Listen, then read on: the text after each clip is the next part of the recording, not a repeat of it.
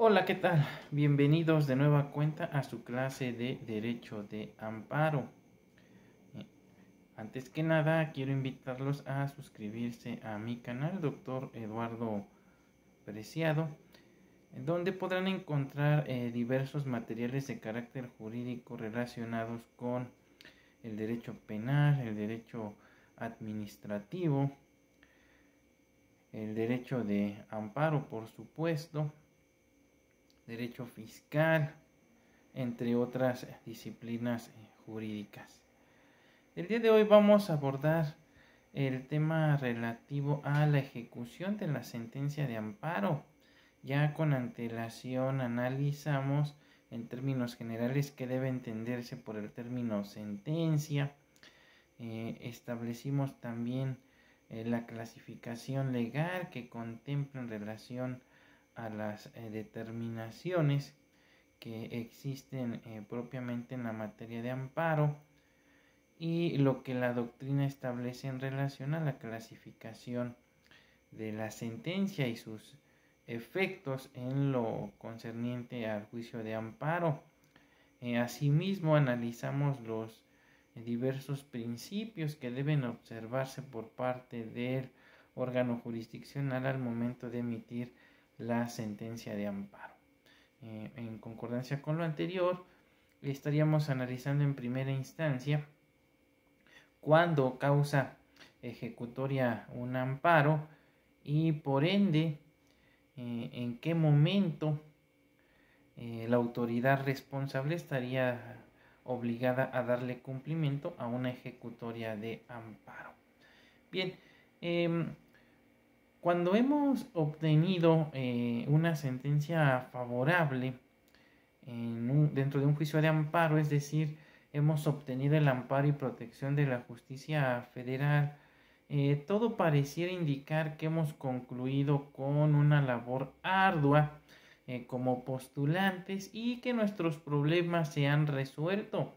Sin embargo, en la praxis, nuestros conflictos apenas comienzan, pues una vez que hemos obtenido el fallo protector, es indispensable que de inmediato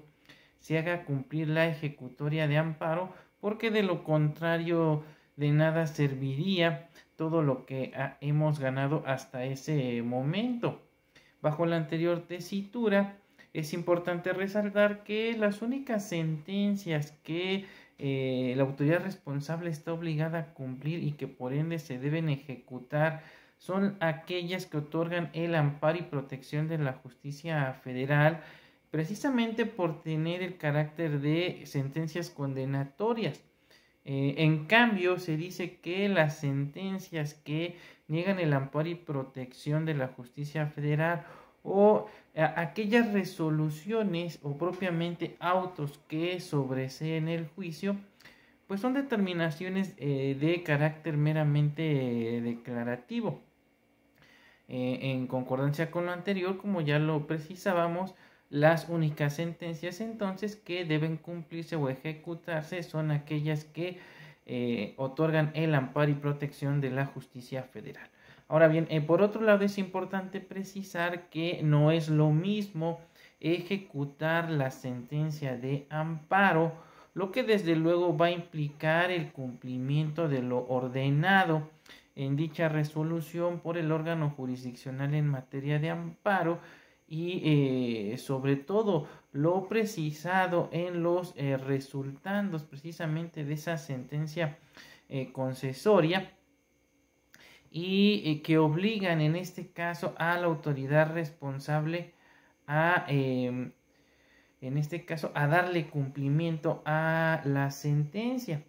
Es decir, en el caso de que la sentencia niega el amparo y protección de la justicia federal,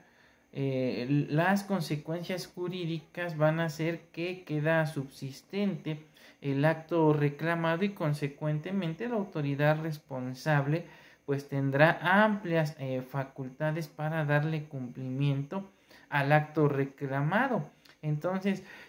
Cuando hablamos del cumplimiento de la ejecutoria de la sentencia de amparo es porque se nos ha otorgado el amparo y protección de la justicia federal. Sin embargo, cuando hacemos referencia a la ejecución del acto reclamado es porque la determinación que en su momento emitió el juzgado de distrito o tribunal colegiado de circuito no nos concedió el amparo y protección de la justicia federal en virtud de que la autoridad responsable demostró tanto la legalidad como la constitucionalidad del acto reclamado y consecuentemente quedan expeditas sus facultades para darle cumplimiento al acto reclamado. Bien, expuesto lo anterior, es importante comentar que la ley de amparo no define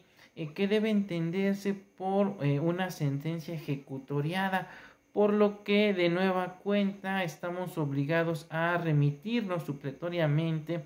al Código Federal de Procedimientos Civiles, pues recordemos que de conformidad con lo dispuesto por el artículo 2 de la Ley de Amparo, este ordenamiento es supletorio para efectos de la Ley de Amparo en todo lo que ésta sea omisa. De esta forma, remitiéndonos a lo dispuesto por los artículos 354 a 356 del Código Federal de Procedimientos Civiles, vamos a entender entonces que la cosa juzgada es la verdad legal y contra ella no se admite recurso ni prueba de ninguna clase, salvo los casos expresamente determinados por la ley. Asimismo, se determina entonces que habrá cosa juzgada cuando la sentencia ha causado ejecutoria, es decir, causan ejecutoria entonces las sentencias que no admiten recurso alguno, las que admitiéndolo no fueron recurridas o habiendo sido recurridas se haya declarado desierto el interpuesto o se haya desistido de este el recurrente. Asimismo, causarán ejecutoria las sentencias consentidas expresamente por las partes, sus representantes legítimos o sus mandatarios con poder bastante y suficiente. De lo hasta ahora expuesto se desprende entonces que una sentencia de amparo entonces puede causar ejecutoria en tres momentos distintos, a saber, y son los siguientes. El primero es en el momento mismo de su emisión, si ésta no admite recurso alguno, tal y como ocurre por regla general en el juicio de amparo directo, salvo las excepciones previstas por el artículo 107, fracción novena de nuestra norma fundamental, en que procede el recurso de revisión en contra de sentencias que resuelvan sobre la constitucionalidad de normas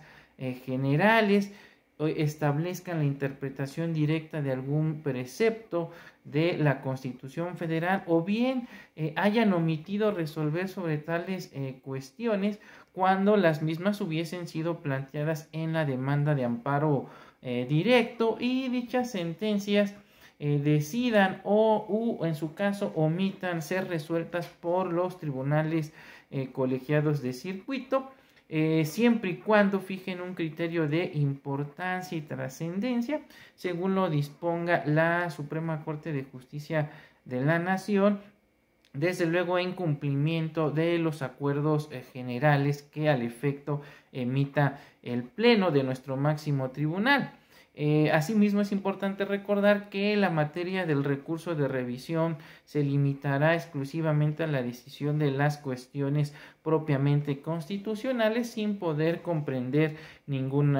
otro tipo de cuestión. Ahora bien, en segundo lugar, también vamos a entender entonces que causarán estado las sentencias que admitiendo recurso no se hubiese interpuesto el mismo dentro del plazo legal que al efecto confiere la ley, o bien se declara desierto o, como lo habíamos comentado, el recurrente se desiste del recurso. Y finalmente tenemos la tercera hipótesis, que es aquella que se da cuando la sentencia es consentida expresamente por las partes, sus representantes legítimos o sus legítimos mandatarios. Expuesto lo anterior, es importante precisar que las sentencias que no admitan recurso, así como aquellas que hayan sido consentidas expresamente por las partes, sus representantes legítimos o mandatarios, causan entonces ejecutoria por ministerio de ley. Si la sentencia admite recurso y este no se interpone, entonces se declara por desierto, o bien, ya lo habíamos comentado, el recurrente se desiste del recurso del medio de defensa, entonces deberá hacerse la declaración judicial de que la sentencia ha causado estado. Si la sentencia de amparo es combatida mediante el recurso de revisión y este se tramita hasta su total conclusión,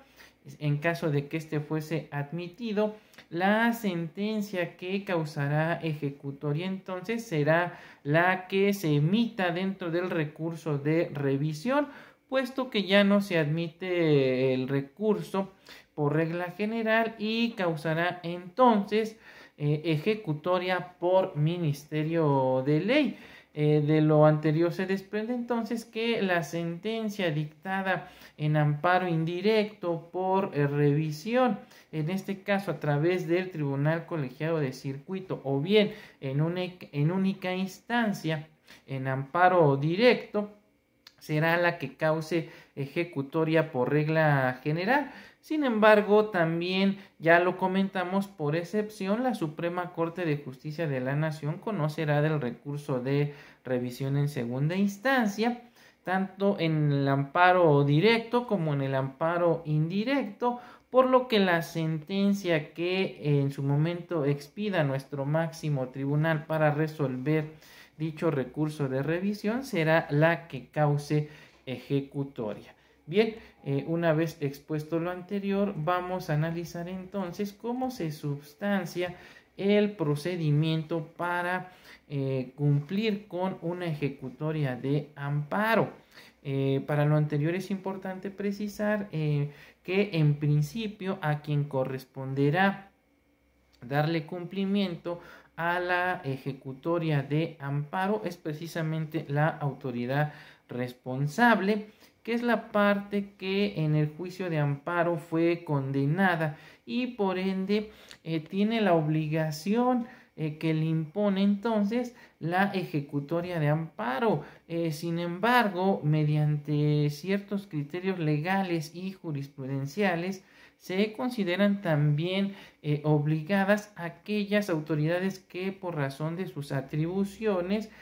pudieran intervenir dentro de lo que es la ejecución de los actos reclamados, esto desde luego en términos de lo dispuesto por los artículos 192 a 198 de la ley de amparo. Luego entonces, de conformidad con lo dispuesto por el artículo 192 de la ley de amparo, donde expresamente se dispone que una vez que cause ejecutoria la sentencia en la cual se ha concedido el amparo y protección de la justicia federal, o bien se reciba el testimonio de la dictada en revisión, el juez de distrito o en su defecto el Tribunal Unitario de Circuitos, siempre y cuando se trate de amparo indirecto, o bien el Tribunal Colegiado de Circuitos, si estamos en el caso de amparo directo, tienen la obligación de comunicarla nuevamente a la autoridad responsable para que ésta le dé cumplimiento y asimismo se le debe hacer saber el contenido de la misma al resto de las partes. Ahora bien, en la notificación que se haga a la autoridad responsable y a su superior jerárquico, se les deberá requerir para que cumplan con la ejecutoria dentro del plazo de 3 días. Apercibidas desde luego que en caso de no darle cumplimiento a la ejecutoria sin causa justificada, se les impondrá tanto a la autoridad responsable como a su superior jerárquico una multa por el equivalente de 100 a 1000 días de salario mínimo general en términos de lo dispuesto por el artículo 258 de la ley de amparo. Desde luego aquí ya tenemos que actualizar esta situación a la famosa unidad de medida que se aplica en las diversas entidades federativas. Asimismo, se debe remitir el expediente al Tribunal Colegiado de Circuito o en su defecto a la Suprema Corte de Justicia de la Nación según corresponda, si se trata de amparo indirecto o de amparo directo, para seguir el trámite de inejecución de la sentencia, el cual, como bien lo sabemos, puede culminar con la separación de su puesto de la autoridad responsable y, en su caso, en el peor de los escenarios, su consignación ante el juzgado de distrito en materia penal por los delitos de incumplimiento de una sentencia de amparo o bien el delito de no hacerla cumplir, los cuales se encuentran previstos y sancionados por los artículos 267, fracción primera y tercera de la ley de amparo. El juzgado de distrito, tribunal unitario de circuito o tribunal colegiado de circuito, al hacer los requerimientos a la autoridad responsable, podrá también ampliar el plazo para el cumplimiento de la ejecutoria, tomando en cuenta la complejidad de la misma o la dificultad que se tiene para darle cumplimiento a la misma, debiendo fijar un plazo razonable y estrictamente determinado. Asimismo, en aquellos casos urgentes y de notorio perjuicio para el quejoso, se ordenará el cumplimiento inmediato de la ejecutoria de amparo por los medios oficiales con los que disponga, en este caso, el órgano jurisdiccional en materia de amparo. Por último, cabe precisar que se entiende por sentencia cumplida para efectos del amparo aquella en que la autoridad responsable lo hace en su totalidad, es decir, no existen excesos ni defectos en el cumplimiento de la misma, ya sea que se trate de sentencia dictada en amparo indirecto como en amparo directo, sin importar su materia, por lo que se hace la declaratoria respectiva y se ordena consecuentemente remitir el expediente al archivo, esto desde luego en términos de lo dispuesto por el artículo 196, párrafo tercero y cuarto de la ley de amparo. Bien, con esto estaríamos culminando el presente video. Desde luego, nuevamente les hago la invitación a seguir a su servidor, suscribiéndose a mi canal, donde ya lo pueden notar, les comparto diversos materiales de carácter jurídico y también los invito a seguirme a través de mis redes sociales. Me pueden encontrar en Facebook como Eduardo Preciado Sánchez. También cuento con la página oficial de mi despacho, doctor Eduardo Preciado Sánchez. Asimismo, tengo un grupo de estudio que lleva por nombre Doctor Eduardo Preciado Sánchez, donde les comparto, además de los videos que subo a las diversas plataformas sociales como YouTube, Facebook e Instagram, también algunos de los materiales que he elaborado por escrito, ya que mes con mes colaboro en una revista de carácter digital que lleva por nombre Abogados a Latinoamérica, donde